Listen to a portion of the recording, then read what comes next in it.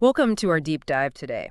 I've glanced through this biography of Dietrich Bonhoeffer by Eric Metaxas. Oh, yeah? This guy, he's not your typical historical figure. No, not at all. So I think our mission today should be to go beyond the surface and really try to unearth those surprising facts about Bonhoeffer Yeah? and understand that unusual path that he forged. It's funny you should say that, because a lot of times Bonhoeffer's held up as this kind of untouchable hero. Right. But, when you really dig into his life, it was full of contradictions. Yeah. And I think those contradictions actually make his choices later on even more powerful. Okay. I'm intrigued. So let's start at the beginning. What was so unique about Bonhoeffer's upbringing? Right. The book mentions these Saturday night music sessions with Dietrich himself playing piano. Yeah. And apparently he was quite skilled, even more so than his brother, who actually went on to become a physicist. What do you make of that? Well, that detail about the music sessions, it really highlights something crucial about the Bonhoeffer family. It wasn't just about intellectual pursuits. They really embraced artistic expression. And I think that is key to understanding Dietrich. His faith wasn't just this, dry academic exercise. Yeah. There was this vibrant, almost artistic sensibility that infused his theology. That's fascinating. So we have this backdrop of intellectualism, artistry, and then World War I just explodes onto the scene. Right. Bonhoeffer's brother, Walter, is sent to the front and tragically is killed shortly after. Yeah, and Walter's death, it had a profound impact on the entire Bonhoeffer family. Yeah. Especially young Dietrich, who was only 12 at the time. In fact, the book even mentions that he composed a farewell song for his brother. Oh, wow. Which, it just shows you the depth of his emotion, but also his artistic talent. Wow, that's heartbreaking. And I can only imagine how an experience like that at such a young age would shape someone's worldview.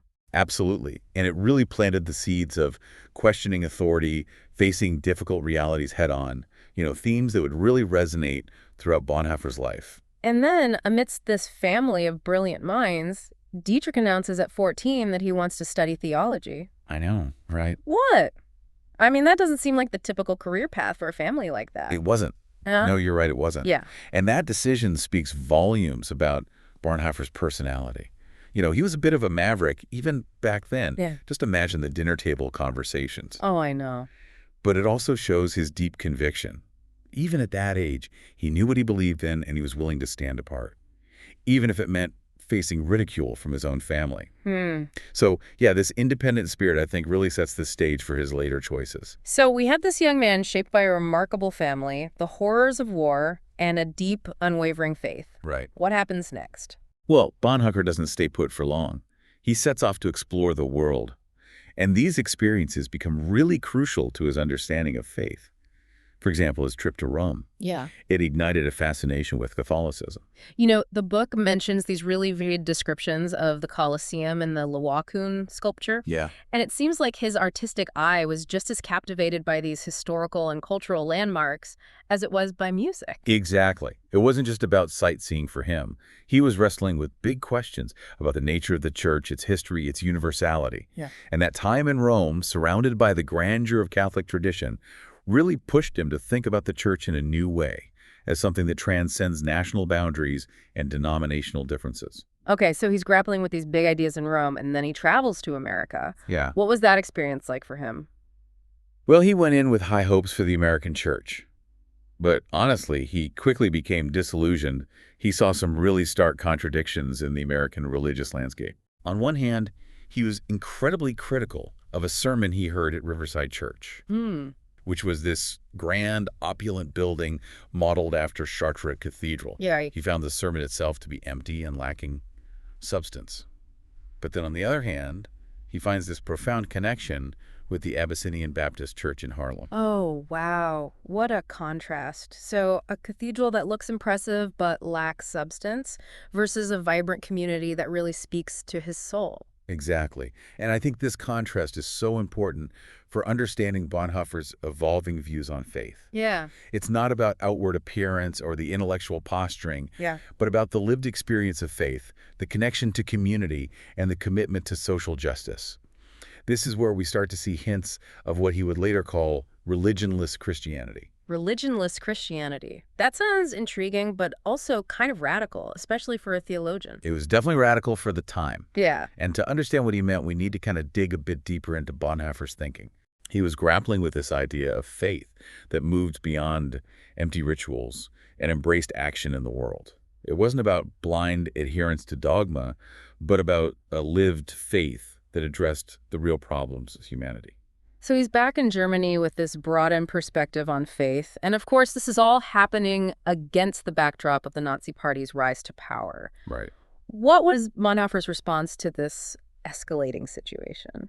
Well, Bonhoeffer was deeply troubled by the Nazi ideology, especially their anti-Semitism. Yeah. And he was equally troubled by the church's, I'd say tepid response to it all. Right. And you have to remember, his sister Sabine had married a Jewish lawyer, Gerhard Leipold. Okay. So this wasn't just an abstract issue for him. Right. It was deeply personal. That adds another layer of complexity to the situation. It does. So how does he respond? What actions does he take? Well, one of his first major acts of defiance was writing this essay called The Church and the Jewish Question, where he takes a strong stance against the Arian paragraph, basically a measure that excluded Jewish Christians from the church. Right. He argued that it was the church's duty to stand up for its Jewish members, regardless of the political climate. It's incredible to think about the courage it must have taken to speak out like that, especially in the face of rising Nazi power. It is, absolutely. Yeah. And his opposition to the Nazis wasn't just theoretical. He also took practical steps to help those who were being persecuted. Mm. And even, he admits in letters to his sister and her husband that he struggled with fear during this time. He even regretted not speaking at his father-in-law's funeral because he was afraid. That's a powerful admission. It is. That even for someone as courageous as Bonhoeffer, resistance didn't come easily. It was a constant struggle. Right. And this struggle highlights another key aspect of Bonhoeffer's character, his commitment to honesty and self-reflection. He wasn't afraid to acknowledge his own shortcomings and use them as fuel for future action. He was constantly pushing himself to be braver, more courageous in his resistance. And this leads us to his famous radio broadcast on the dangers of the Führer principle, which placed absolute authority in the hands of Hitler. What's fascinating is that the broadcast was actually cut off right before he could deliver his final, most critical point. I know. That moment is chilling. Yeah. It really shows the growing power of censorship and the risks that Bonhoeffer was willing to take to speak truths to power. He understood the seductive nature of the Führer principle, how it eroded individual responsibility and critical thinking, and how it ultimately undermined the very foundations of a just society. And out of this turmoil within the German church, the confessing church emerges. Right. Exactly. It was a movement within the German Protestant church that actively resisted the Nazis' attempts to control and manipulate Christianity. And of course, Bonhoeffer played a key role in this movement. Absolutely. He was instrumental in drafting the Barmen Declaration, which was a landmark document that declared the church's ultimate allegiance to Christ, not to any political ideology. Yeah. It was a direct challenge to the Nazi regime, a clear statement that the church wouldn't be co-opted for their purposes. Wow. So we've gone from a young man exploring his faith I know. to a theologian actively resisting a totalitarian regime. Yeah. What a journey. And believe me, it only gets more intense from here. Oh, I bet. As the Nazi grip on Germany tightens, Bonhoeffer's resistance moves beyond words into the realm of action. And as you know, that path will eventually lead him into the heart of a conspiracy to overthrow Hitler. And that's where we'll pick up in part 2 of our deep dive. See you soon. So as we left off, Bonhoeffer was really grappling with how to live out his faith in a world consumed by this Nazi ideology. And what's so compelling about this next chapter is how his actions truly embody the idea that faith without action is meaningless. It's like his famous quote, "Silence in the face of evil is itself evil. Yeah. God will not hold us guiltless. Not to speak is to speak. Yeah. Not to act is to act." You got it. Those words are as relevant today as they were back then. And for Bonhoeffer, they weren't just words on a page. Right. They were a call to action. And this call to action led him down a pretty dangerous path. The source material mentions his involvement with the Abwehr, Right. the German military intelligence agency. But he wasn't exactly a spy, was he? Not in the traditional sense, no. He joined the Abwehr to help the resistance. Right. Think of it as working within the system to dismantle it from the inside. He used his position to gather information and aid those being targeted by the Nazi regime. So he's working alongside the very institution he opposes. He is. That takes a lot of guts. And according to the book, his work with the Abwehr actually exposed him to the horrors of what was happening in Poland. That must have been a turning point for him. Absolutely. It solidified his moral opposition to the regime, and it fueled his determination to resist. You have to remember, Bonhoeffer wasn't operating in a black and white world. He was forced to navigate these gray areas to make these, well, excruciatingly difficult choices that defied easy categorization. That brings us to the July 20th plot, Yeah. the attempted assassination of Hitler. Yeah. The book details Bonhoeffer's deep involvement in this conspiracy. It's fascinating to see the web of relationships at play here. I mean, his own uncle, Paul von Haas, was a key figure in the plot. Wow. Just imagine the level of trust and secrecy required to pull something like that off. And of course, we know the outcome. The plot failed with devastating consequences. Yeah, the failure of the July 20th plot, it triggered this brutal crackdown by the Nazis. Anyone even remotely connected was arrested, interrogated, many executed. And Bonhoeffer, despite his attempts to stay under the radar, couldn't escape the net. No. He was arrested in April 1943. What happened next? Well, he was initially imprisoned in Tegel prison. And what's interesting is that even while in confinement, Bonhoeffer continued to minister to others, offering solace and guidance to fellow prisoners. It seems like finding meaning and purpose in the midst of suffering was a recurring theme in his life. It was. And his time in Tegel, while far from ideal, provided some unexpected opportunities. He had access to books, he was able to write, he even became engaged to Maria von Wiedemeyer during this time. Their love story is remarkable. It is. Talk about finding hope in the midst of darkness. Right. Maria's decision to stand by him, despite her family's concerns, really speaks volumes. It does. And it's during this period of imprisonment that Bonhoeffer's writing takes on this new urgency. He's grappling with these profound questions of faith, ethics, and the nature of suffering. His letters and writings from Tegel are so powerful. They are. You really get a sense of the inner turmoil, but also his unwavering faith. One thing that really struck me was the contrast between his, I'd say, relatively comfortable confinement in Tegel and the harsh realities of the Gestapo prison, where he was later transferred.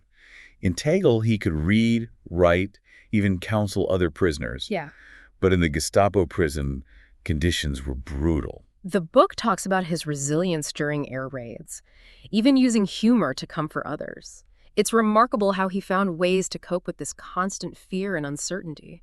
His faith clearly provided a source of strength, not just for himself, but for those around him. Yeah. But it wasn't about escapism, though. Right. He didn't shy away from the tough questions, the moral dilemmas posed by the regime. Right. His essay, After 10 Years, is a scathing critique of the moral compromises made by individuals and institutions, including the church.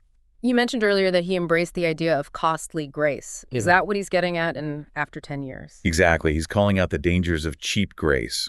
This idea that following Christ is about easy answers and comfort. True discipleship, he argued, demands sacrifice, a willingness to suffer for what we believe in, a refusal to turn a blind eye to injustice. And it's that refusal to be complacent, that willingness to put his beliefs into action, that ultimately put him on a collision course with the Nazi regime. Yes, and that path tragically leads to his execution.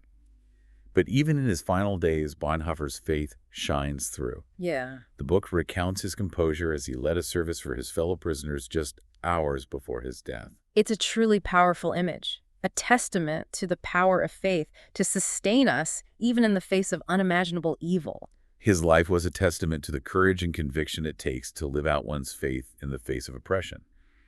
But we're not done yet. We still need to explore the legacy of this remarkable man. Okay. The impact of his writings, and the ways in which his story continues to challenge and inspire us today.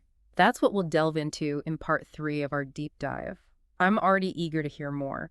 We've journeyed with Bonhoeffer now from his youth to his final days, and I have to say, even having read a little about him before, I'm amazed at the depths and complexity of his life. It really is something else. But as you mentioned before, we still need to explore his legacy. Something that continues to inspire and challenge people to this day. Why do you think that is? Well, I think Bonhoeffer's legacy endures because he wasn't just the theologian or resistor. He was a living embodiment of the integration of faith and action. His life, and especially his death, posed this powerful question to each of us. What does it truly mean to live out our beliefs in a world rife with injustice. And his writings, many of them penned in prison, continue to resonate with people decades later. They do. And that's because they speak to something very deep within us, this human need for meaning and purpose, especially during times of crisis and uncertainty. Yeah. And Bonhoeffer, having lived through unimaginable hardship, offers us not empty platitudes, Right. but hard-won wisdom, Yeah. urging us to grapple with those timeless questions about good and evil, the role of faith, and the cost of discipleship. You mentioned the cost of discipleship earlier. Could you Yeah. unpack that a little more for us? It was written before the war, right? It was, yes, The Cost of Discipleship. It's considered one of his most important works. And in it, he challenges this comfortable, often complacent Christianity of his time. Right. He contrasts cheap grace, which requires little of us, Right. with costly grace, which demands action, sacrifice, even suffering for what we believe in. And that message confronting cheap grace seems particularly relevant in our world today, don't you think? Absolutely. Yeah. We are constantly bombarded with quick fixes, Yeah. easy answers, often tempted to settle for a faith that demands little of us. Right. But Bonhoeffer reminds us that authentic discipleship isn't about comfort or security. It's about aligning ourselves with what is right, even when it's risky, inconvenient, or painful. It's about choosing what is costly over what is convenient. And that's what makes Bonhoeffer such an inspiring figure, isn't it? Absolutely. This willingness to risk everything, to stand up for what is right, even in the face of overwhelming opposition. Precisely. And his story asks us to consider how we would act under similar circumstances. Would we speak out against injustice?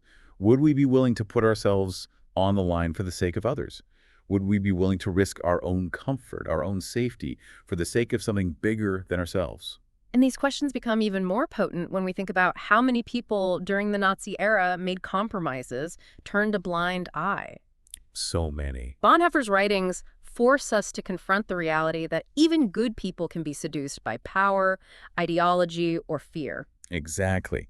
He makes us confront the truth that silence and inaction in the face of injustice are forms of complicity. It's not enough to simply hope things will work out. We each have a responsibility to engage with the world, to confront evil, and to work for justice, even when it's uncomfortable. It's incredible how Bonhoeffer's ideas have resonated beyond his time and place. From the civil rights movement to the struggle against apartheid, people have found inspiration in his writings. Why do you think that is? Well, I think part of it is his emphasis on community, on solidarity, and the power of collective action. Bonhoeffer understood that real change, lasting change, rarely comes from isolated acts of courage. Yeah. It requires people coming together, a collective commitment to creating a more just and equitable world. And his reflections on suffering, on finding meaning in the midst of pain and loss, Yeah. must offer solace to those facing hardship, regardless of their background. His letters from prison, they're just full of wisdom on these topics. Yeah. He writes about embracing the present moment, finding joy in the simplest things, and trusting in something larger than ourselves, even when we can't understand the circumstances we find ourselves in. You know, these words, they're a testament to the human spirit's ability to hope, even when surrounded by despair. So it seems Bonhoeffer's legacy isn't simply about remembering the past. Oh. It's about carrying forward his message and applying his insights to the challenges we face today. Precisely. It's about taking up his commitment to justice, his courage in the face of evil, and his unwavering belief in the power of love to change the world. He reminds us that we are all called to be disciples, to walk in the footsteps of those who came before us, and to live lives of meaning and purpose. And perhaps to ask ourselves, what does it mean to be a disciple in our own time and place? Absolutely. What injustices are we called to confront? What sacrifices are we willing to make for the sake of others? Bonhoeffer's life was a testament to the potential within each of us to make a difference.